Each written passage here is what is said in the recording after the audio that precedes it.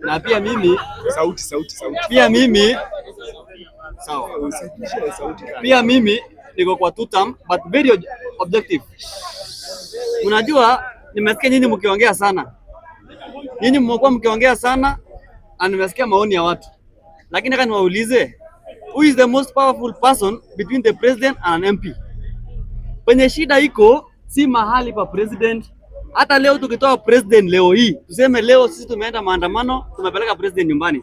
Alafu tuchague the same MPs ambao walisign finance bill. Sauti. Tutakuwa chini bado.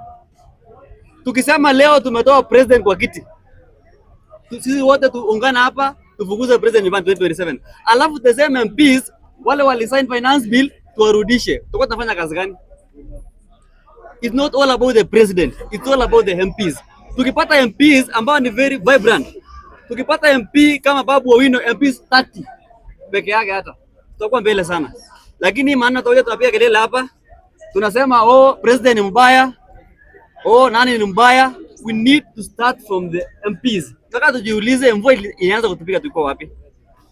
Hapa parliament iko strong than executive. Kitu ya pili ninataka kusema mambo ya chama.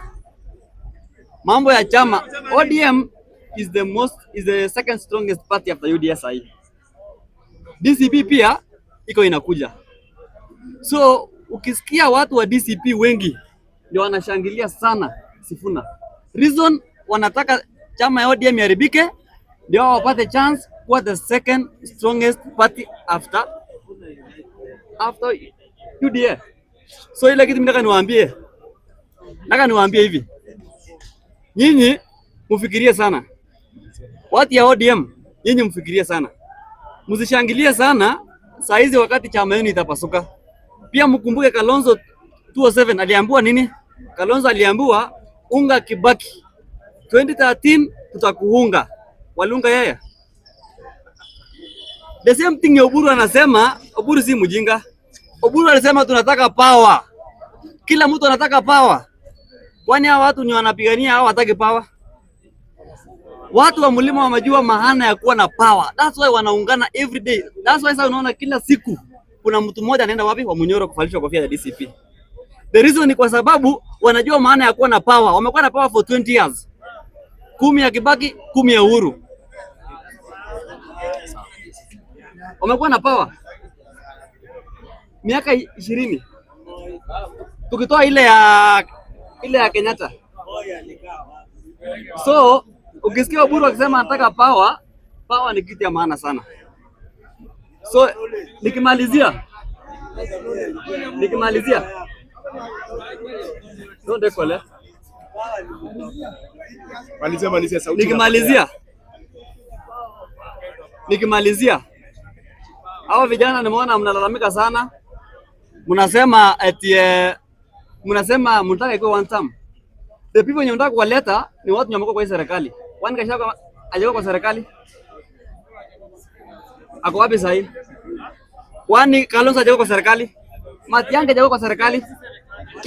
Our political class ndio wanatuchezea akili. Wao unakaa hapa unapiga kelele. Political class wamekuwa kwa power.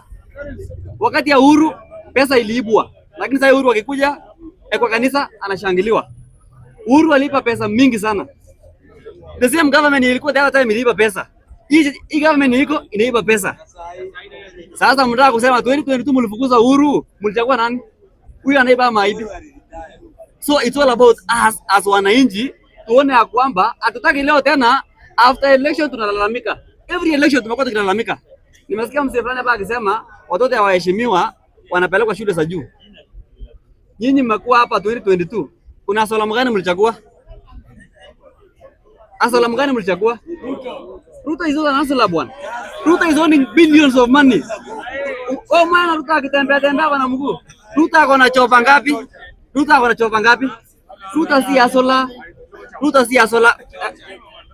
Wewe kwani mtu anakuambia mimi ni asola anapita chopa unaona kupana nani mjinga? Ruto ikwambia mimi ni asola na anapita chopa. Unaona kubali? Solution hii nikimalizia. Either it's one term, two term, I don't care. Juu najua serikali itakuja pia tutalalamika. Hiyo ni kitu najua. So ikuwe one term, ikuwe two term, mimi ni affect, lakini wewe kama mwananchi unafaa kufikiria. Tuchague MPs ambao wanafikiria. Tuchague MCAs ambao wanakasirikia. Ile ya juu sio shida. Otherwise sina mambo mengi. Sibarikiwe.